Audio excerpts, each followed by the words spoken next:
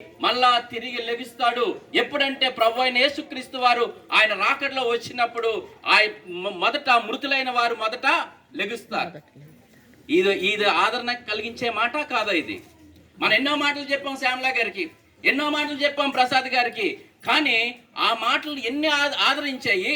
అమ్మ మీ ఆయన గారు మళ్ళా తిరిగి లెగుస్తాడు, అప్పుడు మనం ఆయన కళ్ళారా చూస్తాం ఒక రోజున అన్న మాట ఎలాగ ఆదరణ కలిగిస్తా ఉంది. మనము ఏ మాట అంటున్నాడు, ఈ మాటల చేత మీరు ఆదరించుకోండి అన్నాడు. ఏ మాటల చేత మనం ఆదరించుకోవాలి? ఈ మాట వాళ్ళకి ఎలాగుందంటే ఆదరణగా ఉంది. అంటే అక్కడ అంటున్నాడు, అక్కడ ఏమంటున్నాడంటే 14వ వచనం కాలం వస్తా ఉంది. ఆ కాలంలో యేసు ప్రభు వారు వస్తారు. ఆయన వచ్చినప్పుడు మొదట మృతులైన వారిని లేపుతారు. తర్వాత ఆయనతో పాటు మనం అందరం ఈ భూమి మీదకి మళ్ళా వస్తాం, మళ్ళా కలుస్తామన్న నిరీక్షణ మనకి చాలా విశ్వాసం. అది ఇప్పుడు సమాచారం గారు నేను చూస్తానన్నది మీకు ఎవరికి తెలుసు? ఎంతమంది నమ్మగలరు చూస్తానని? ఒక క్రైస్తవ విశ్వాసంలో తప్ప మిగతా విశ్వాసంలో ఎక్కడా లేదు. క్రైస్తవ విశ్వాసంలోని మాత్రమే సింహాచలం గారిని తిరిగి చూస్తాం. ఎందుకంటే మేము మళ్ళీ అక్కడికి వెళ్ళినప్పుడు ఆయన తిరిగి మేము చూస్తాం. లేదా ప్రభు రాకడ వచ్చినప్పుడు, లేదా ఆయన తీసుకొని వచ్చినప్పుడు మేము ఆయన చూస్తాం. ఆ మధ్యాకాశంలో మేము అందరం కలుస్తాం. అక్కడ మాకు బహుమానాలు ఉన్నాయి. మేము చేసిన పనిని బట్టి ఆయన మాకు బహుమానాలు ఉంచాడు. ఇక్కడ చెప్తున్న మాటలను బట్టి మనం ఆలోచిస్తుంటే మనము ఆదరించడం అంటే ఏంటి? అసలుకి ఆదరించుకోండి అన్న పదానికి అర్థం ఏంటి? ఎలాగ ఆదరిస్తాం? ఆదరించండి. ఆదరణ ఎవరికి చేయాలి? ఆదరణ అంటే ఏమిటి? ఆదరణ అంటే ఓదార్చడం, లేదా ప్రోత్సహించడం, లేదా ధైర్యపరచడం, లేదా వాళ్ళని ఏం చేస్తున్నా అంటే మనము అన్ని విషయాల్లో కంఫర్ట్ చేయడం, వాళ్ళని ఆదరిస్తా ఉన్నాం. అదే తెస్సలోనిక 4:8 అంటే ఎవరు ఆదరించాలి? చూడండి, మొదటి తెస్సలోనిక పత్రికలోని చెప్తున్న మాటలు మనం చూస్తున్నప్పుడు ఆయన చెప్తున్నాడు, అక్కడ ధైర్యము చెడిన వారిని 5వ అధ్యాయం 14వ వచనంలో మాట్లాడుతూ ఉన్నారు. వాళ్ళు ఎంతో అధైర్యమైన పరిస్థితుల్లో ఉన్నారు. వారిని మనం ఏం చేయాలంటే, ధైర్యం చెడిపోయి ఉన్నారు, వారిని అమ్మ మీకేం కాదు, మళ్ళా ప్రభుని నమ్ముకున్నాం, మనము ఆయన ఒక రోజున మనం కలుస్తాం, మీరు ధైర్యంగా ఉండండి అని మనము చెప్పగలే ఆ మాట వాళ్ళకి ఓదార్పునిస్తుంది. ఆ మాట వాళ్ళని బలపరుస్తుంది, వారిని ఆ మాట ధైర్యపరుస్తుంది. నేను ఎన్నో మాటలు చెప్తాను, ఆ మాటల వల్ల జరగదు, కానీ నేను చెప్పిన దేవుని మాట మాత్రం ఆవిడ్ని ధైర్యపరుస్తుంది, వారిని కంఫర్ట్ చేస్తుంది తప్ప నా మాటలు ఏమీ కూడా.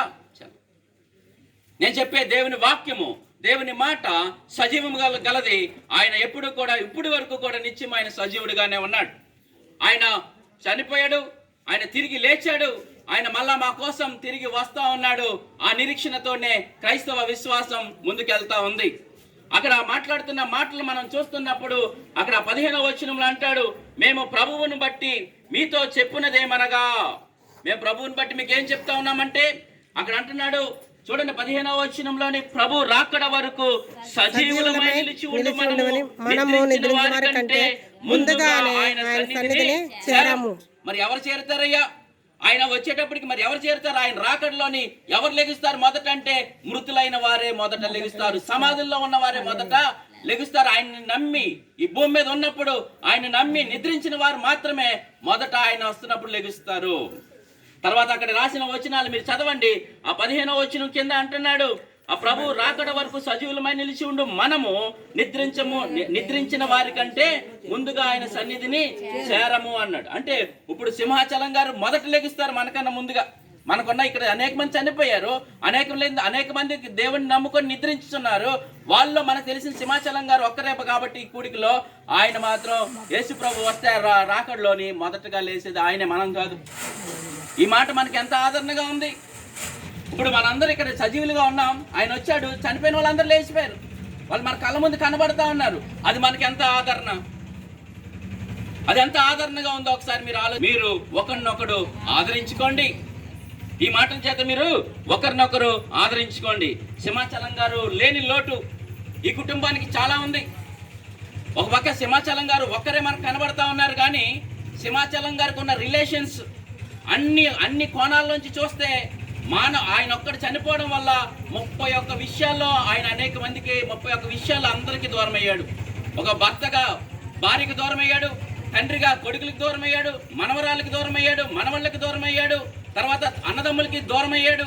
ఇలాగ అన్ని విషయాలు చూస్తే దగ్గర దగ్గర ఒక మానవుడు చనిపోతే 31 విషయాల్లో ఆయన అందరికీ కూడా దూరం అవుతా వచ్చాడు. అటుపక్క ఈ యొక్క 8వ వీధిలోని ఎంతమంది అయితే ఉన్నారో వీళ్ళందరూ కూడా ఆయన్ని కోల్పోయినట్లే. పొద్దున్న లెగ్గానే ఆయన ఏదో పని మీద బయటకు వెళ్ళి వస్తూ ఉంటారు, ఇటు వెళ్తూ ఉంటారు. వాళ్ళు వచ్చినప్పుడు ఈయన లేడు అనే విషయాన్ని వాళ్ళకే తెలుస్తూ ఉంటుంది. ఎందుకంటే ఈ విషయాలు మనం మాట్లాడుకుంటున్నాము. ఆయన ఒక్కడు లేకపోవడం వల్ల ఈ కుటుంబాలకి, మన చుట్టుపక్కల ఉన్న వాళ్ళందరికీ కూడా, వాళ్ళ అల్లుళ్ళకి కానీ, వాళ్ళ కూతుర్లకి కానీ, వాళ్ళ మనవళ్ళకి కానీ అందరికీ కూడా ఆయన దూరమై ఉన్నాడు.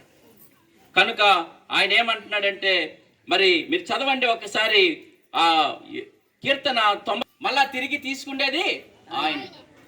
ఎందుకంటే మనకి 3 విషయాలు మన ప్రమేయం లేకుండా వస్తాయి. ఒకటి ఏంటంటే మరణము, తర్వాత ఇంకోటి ఏంటంటే అనారోగ్యం. రోగం కూడా మన పర్మిషన్ ఉండదండి, దాని అంతా అదే వస్తుంది. ఇంకోటి ఏంటండి ముసలితనం, మన పర్మిషన్ లేకుండా వచ్చేది ముసలితనము, తర్వాత రోగము, తర్వాత మరణము. ఈ 3 విషయాలు మన పర్మిషన్ లేకుండానే వస్తాయి. అవి దేవుని చిత్తంలో ఉన్నాయి. అందుకోసమే 90వ కీర్తనలో ఆ 3వ వచనం, ఎప్పటికైనా మనం అందరం ఒక రోజుకి వెళ్ళవలసిందే. ఇప్పుడు ఈ ప్రసాద్ గారు కానీ, లేకపోతే ఆ యొక్క తమ్ముడు నాగరాజు గారు కానీ ఏదో ప్రాంతంలో వాళ్ళు ఉద్యోగం చేస్తూ ఉన్నారు, దూర ప్రాంతంలో. వాళ్ళ సొంత ఇల్లు ఎక్కడ, వాళ్ళ సొంత ప్రదేశం ఎక్కడండి? వాళ్ళ సొంత ప్రదేశం ఎక్కడ అంటే వాళ్ళ ప్రసాద్ గారిది రాజమండ్రి, ఆయనదేమో హైదరాబాద్. ఎన్ని పనులు ఉన్నా అక్కడ పనులు చేసుకుని మళ్ళీ ఎక్కడ రావాలి? ఇక్కడికే రావాలి. అలాగే పరలోకం అన్నది ఒకటి ఉంది. ఈ భూమి మీద పుట్టిన ప్రతి ఒక్కడు చనిపోయిన తర్వాత, ప్రభువుని ఎరిగి చనిపోయిన తర్వాత వాళ్ళందరూ కూడా మళ్ళా పరలోకానికే వెళ్ళాలి.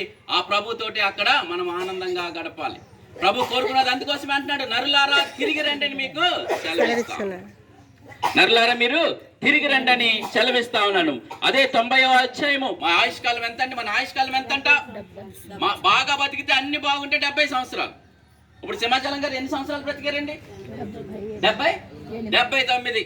తర్వాత 80వ సంవత్సరానికి వచ్చేటప్పటికి వాక్యం ఏం చెప్తుందంటే, 80 సంవత్సరాన్ని అంటున్నాడు ఆయాసము దుఃఖమే అన్నాడు. 70 సంవత్సరాలు ఫుల్ఫిల్ గా బతికేసావు. ఇంకా మరి ఒకవేళ ఇంకా ఎక్కువ వయసు ఉంటే 10 సంవత్సరాలు, ఒక వయసు 10 సంవత్సరాలు పెరిగితే అక్కడ అన్నాడు ఆ వయసు ఆయాసము దుఃఖమే అన్నాడు. ఆయన, నేను అనుకుంటాను దేవుడు ఇచ్చిన ఆయుష్ కాలం అంతా బతికేశాడు ఆయన, ఏ డౌట్ లేదు అందులో. కానీ ఆయన పిలుచుకున్న సమయంలో 1 నిమిషం అటైనా ఇటైనా అవ్వకుండానే ఆయన ఏమి వెళ్ళలేదు, ఆయన టైంలోనే వెళ్ళాడు అంటాను. ఆయన అసలుకే డాక్టర్స్ ఏం చెప్పారు, 2 గంటల్లో చనిపోతారని తీసుకెళ్ళిపోమన్నారు. తీసుకెళ్ళిపోతే ఆయన దగ్గర ఎన్ని రోజులండి? 8, 4 రోజులు 5 రోజులు సుమారు ఆయన ఉన్నారు. అది దేవుని సమయం ఇంకా రాలేదు. ఆయన సమయము, ఆయన గడియ వచ్చినప్పుడు నువ్వు నేను ఈ భూమి మీద ఉండడం వెంటనే